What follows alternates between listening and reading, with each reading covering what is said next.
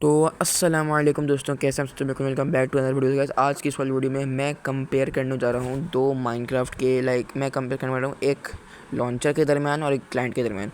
तो बेसिकली मैं कंपेयर करने वाला हूँ साइलेंट क्लाइंट और एसक्यू लॉन्चर के दरमियान। तो मैं अभी जिस अकाउंट में हूँ ये मेरा साइलेंट क्लाइंट का अकाउंट है। जो मेरा दूसरा अकाउंट है जिसके बराबर मैं खड़ा हूँ वो है मेरा एसक्यू लॉन्चर का क्लाइंट। तो सबसे पहले अगर हम बात करें कॉस्मेटिक्स की, सही है, तो साइलेंट क्लाइंट की कॉस्मेटिक्स की बात करें तो साइलेंट क्लाइंट के कॉस्मेटिक्स देख सकते हैं कि साइलेंट क्लाइंट की जो कॉस्मेटिक्स है ना भाई, वो एकदम ही बेकार है।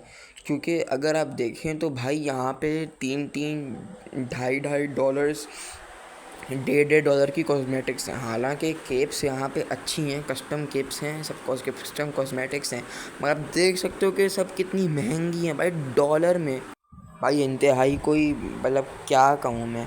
इसके बाद हम आ जाते हैं एसके लॉन्चर पे। तो यहाँ पे आप देख सकते हो कि एसके लॉन्चर हमें फ्री चीज़ें देता है, यानी कि आप फ्री कस्टम देखा मेरे यहाँ पे कस्टम स्किन है, मेरी कस्टम केप है। और ये भी नहीं है कि आप केप को वो लगे कस्टम लगे। देखो मैं कस्टम के केप्स पे सेक्शन पे आ चुका हूँ। तो यहाँ पे जो केप मैं चाहूँ वो केप मैं फ्री में मैं यहाँ पे पहन सकता हूँ, लिटरली फ्री में। कोई इसमें आपको टॉपअप करने की ज़रूरत नहीं है, कोई पैसे वैसे की ज़रूरत नहीं है, बस फ्री में अपनी केप पहने और फ्री में अपनी स्किन पहने। और ये काफ़ी अच्छी बात है। देखो ये केप मेरे रजिस्टर हो चुकी है मेरे अकाउंट में, तो काफ़ी अच्छी बात है। तो यानी कि इस पॉइंट पे एसक्यू लॉन्चर जीत जाता है। तो अगर हम हालांकि साइलेंट क्लाइंट भी स्किन्स के लिए आपको प्रेफर करता है क्या, लेकिन उसके लिए आपको करना क्या पड़ता है कि पूरा डाउनलोड कर दूसरी वेबसाइट में कोई थर्ड पार्टी सर्वर में जाके आपको ऊपर डाउनलोड करके उस पर इन लगाना पड़ता है। तो ये मसला है इसका। अगर हम बात करें परफॉर्मेंस की, तो परफॉर्मेंस के अंदर साइलेंट क्लाइंट आपको एक काफ़ी हेल्प करता है आपको एफपीएस बूस्ट में।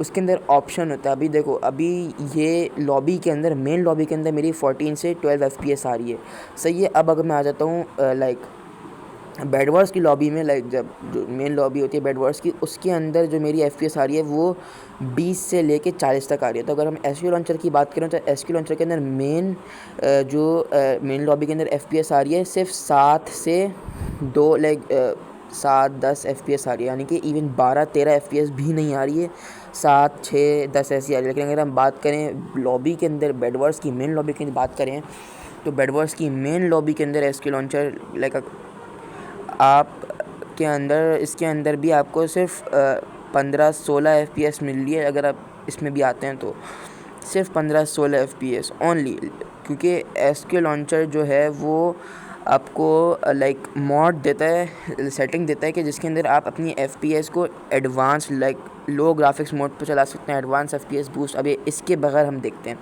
इसके बगैर हम देखें तो हम बेड वॉर्स के अंदर इवन इसके बाद भी मेरी बेड वॉर्स के अंदर 30 से 20 एफपीएस आ रही है।